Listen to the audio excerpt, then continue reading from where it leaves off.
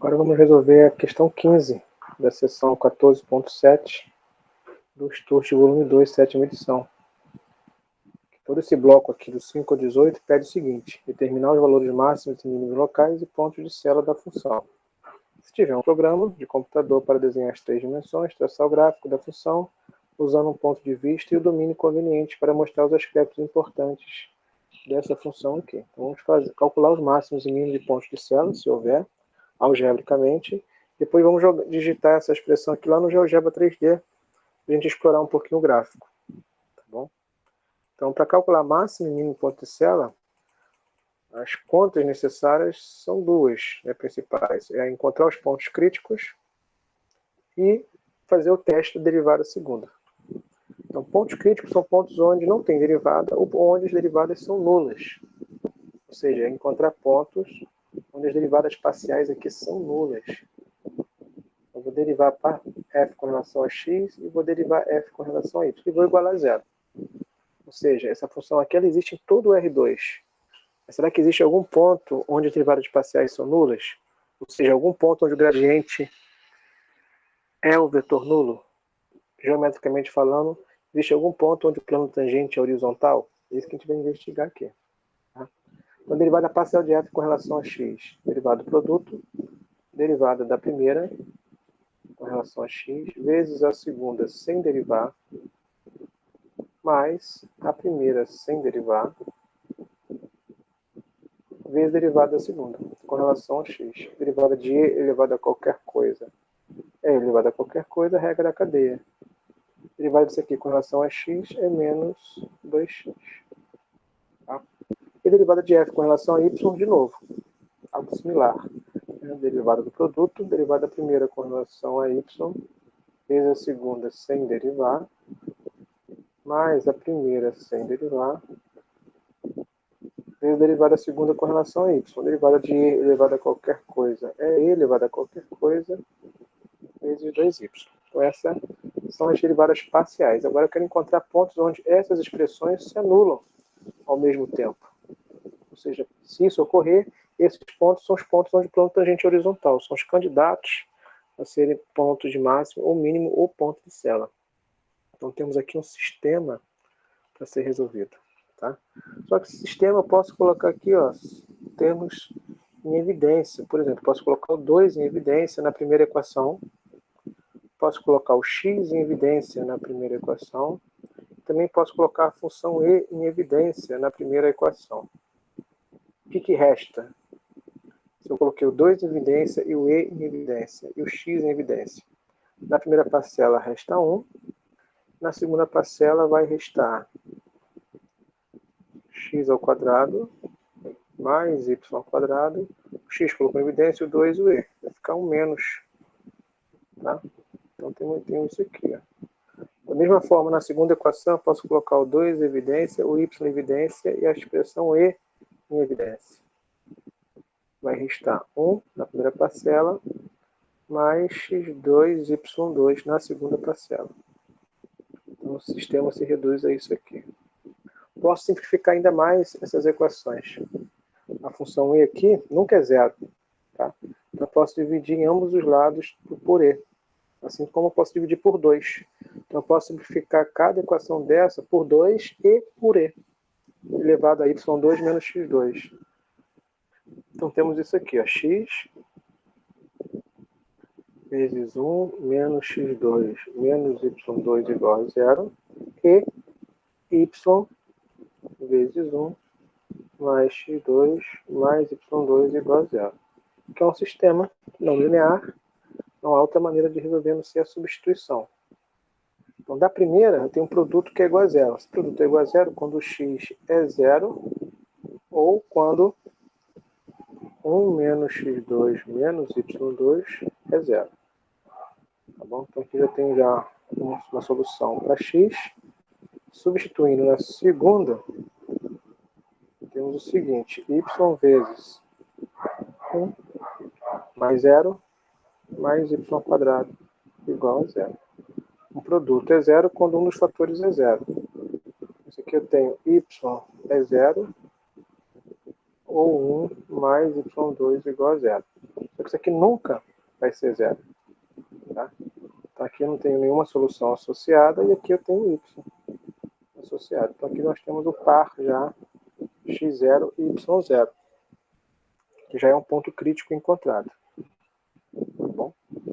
Na segunda parte, vou mudar a caneta aqui de cor.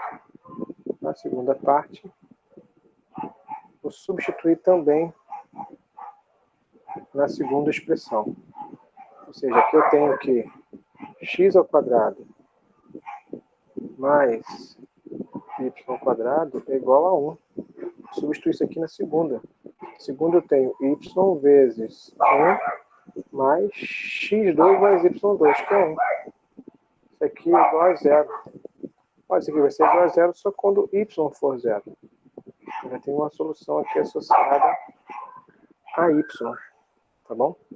E substituindo de novo nessa expressão aqui, temos o seguinte.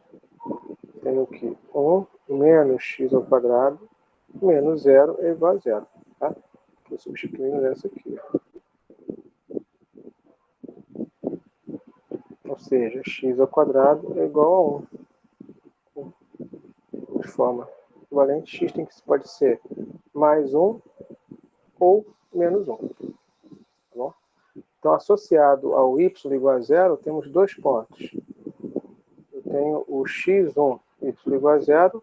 Eu tenho o x menos 1 e o y igual a 0. Tenho mais dois pontos críticos. Então, no final das contas, nossa lista aqui de pontos críticos tem três elementos. Temos o ponto 0, 0, o ponto 1, 0 e o ponto menos 1, 0. Três pontos onde o plano tangente é horizontal. Três pontos onde as derivadas parciais são nulas. O vetor gradiente é nulo. Então agora eu vou analisar o sinal da função d. Se for negativo, ponto de Cela. Se for positivo, pode ser máximo ou mínimo local. Aí a gente analisa a xx. Enfim, dá a classificação.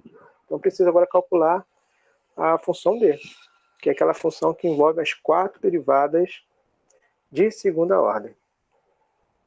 Tá bom?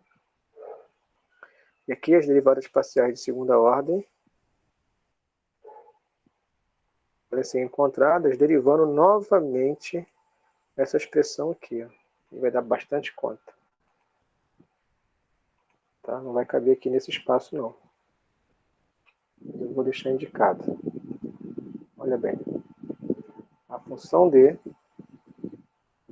que eu preciso calcular, ela é resumida pela seguinte expressão. Vai derivar x com relação a x, que é essa expressão aqui, com relação a x de novo. E derivar ela com relação a y. Tá bom? Depois você vai pegar a derivada parcial com relação a y, derivar com relação a x e com relação a y. Essa e essa, uma vez que você calculou uma dessas e viu que elas são contínuas, a outra vai ter a mesmo formato, a mesma expressão, elas serão iguais. Calcula uma. Se você observa que é contínua, a outra também vai ser a função equivalente. Tá? Então não precisa fazer repetir as contas. Você vai calcular a função d, genérica. Depois você vai substituir os pontos. Tá bom? Os pontos 0, 0, 1, 0 e menos 1, 0. E vai observar que o ponto 0, 0 tem função d positiva. Tá? E o ponto 1, 0 e menos 1, 0 tem função d, tem uma imagem negativa. Então aqui eu não preciso fazer mais nada, já sei que é um ponto de Cela. Tanto aqui, tanto aqui. Mas essa função aqui você vai calcular lá em cima e vai substituir. Tá? E vai calcular essa expressão, vai encontrar esses resultados. Vou deixar as contas para você fazer com calma. E a função f, no ponto 0, 0, também é positiva.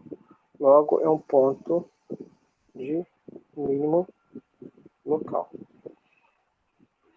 Tá? Agora eu vou fazer isso graficamente. Vou pegar essa expressão, vou digitar lá no GeoGebra 3D e vou observar que o ponto 0, 0 é um ponto mínimo local e o ponto menos 1, e menos 1, 0 e menos 1, 0 são pontos de célula. Então temos um mínimo local e 2 pontos de célula. Vamos ver lá no GeoGebra 3D. Olha aqui. Digitei a expressão aqui ao lado, na entrada. E olha a superfície. Ela existe em todo o R2, tá vendo? Ela é uma superfície contínua. E mudando aqui ó, o ponto de vista, olha ali, lá na origem. Lá na origem tem um fundinho aqui, ó. É um ponto de fato, é um ponto de mínimo local. Quando x é menos 1 e 1, olha aqui. Aqui a concavidade é para baixo.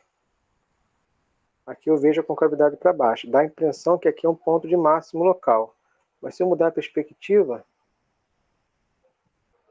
olha. Olha ali. A concavidade aqui é para cima. Conseguem visualizar?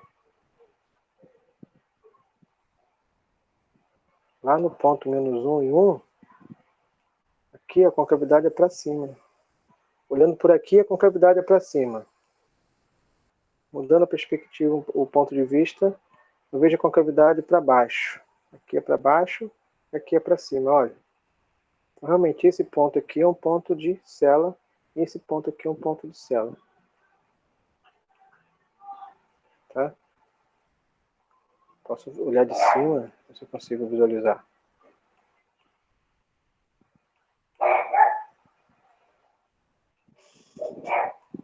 Tá bom? Então tá aí a análise do gráfico. Ponto mínimo local na origem e ponto de célula nos pontos menos 1, 0 e 1, 0. É isso. Até a próxima, gente.